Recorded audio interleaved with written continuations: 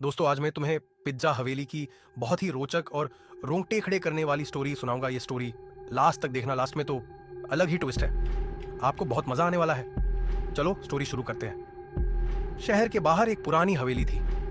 सुना था कि हवेली में कोई नहीं रहता है। लोग कहते थे कि जो भी कोई उस हवेली में पिज्जा लेकर जाता है, उसका पिज्जा हवा में गायब हो जाता है।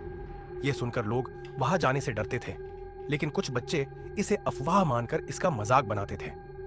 एक बार की बात है कि तान्या, आरव, रोहन और मीरा ने मिलकर एक प्लान बनाया कि वह हवेली में जाकर सच्चाई का पता लगाएंगे। तभी रोहन ने कहा कि पिज्जा खुद चलकर हवा में कैसे गायब हो सकता है, और यह सुनकर सभी बच्चे जोर जोर से हंसने लगे। उन सभी बच्चों ने मिलकर फ्राइडे को एक पिज्जा पार्टी रखी और जानबूझकर हवेली के पास जाकर बैठ गए। रोहन ने पिज्जा के डब्बे का ढक्कन खोला ही था कि अचानक से हवा ठंडी होने लगी। बिजली कड़कने की आवाज आने लगी। वह एक अजीब सी सुगंध फैलने लगी, जैसे कि कोई पुरानी चीज सड़ रही हो। यह देखकर सभी लोग चौंक गए कि शायद यह सच में ही कुछ है। लेकिन रोहन कहां मानने वाला था। उसने पिज्जा की एक स्लाइस उठाई। तभी अचानक से हवा का एक झोंका आया और रोहन के हाथ से पिज्जा स्लाइस नीचे गिर गई और उसके सामने सफेद साड़ी पहने हुए एक भूतनी हवा में तैर रही थी। उसके बाल बिखरे हुए और आंखें छोटी छोटी सी मगर तेज रोशनी के साथ चमक रही थी, और उसके हाथ में एक पुराना पिज्जा बॉक्स था, जिसे देखकर सभी बच्चे डर से कांपने लगे और एक कोने में छिप गए। तभी भूतनी की डरावनी आवाज आई कि यह पिज्जा मेरा है, और भयानक हंसी हंसने लगी। यह सुनकर बच्चों का दिल जोर जोर से धड़कने लगा। तभी आरव ने पिज्जे का एक स्लाइस जमीन पर गिरा दिया। बच्चों ने देखा कि पिज्जा हवा में उड़ता हुआ भूतनी के हाथों में चला गया।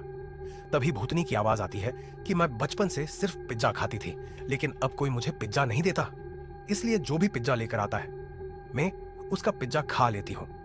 यह बोलकर जोर जोर से हंसने लगती है।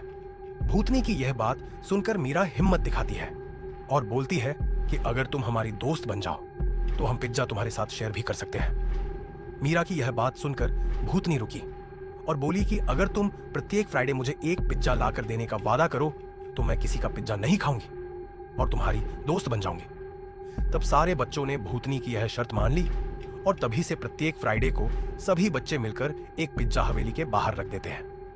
ऐसे बच्चों और भूतनी की दोस्ती हो जाती है। अगर आपको यह कहानी पसंद आई हो तो वीडियो को लाइक और चैनल को सब्सक्राइब जरूर करें और अपने दोस्तों को शेयर करें। अगर आप इस कहानी का दूसरा पार्ट देखना चाहते हैं तो कमेंट करें। धन्यवाद।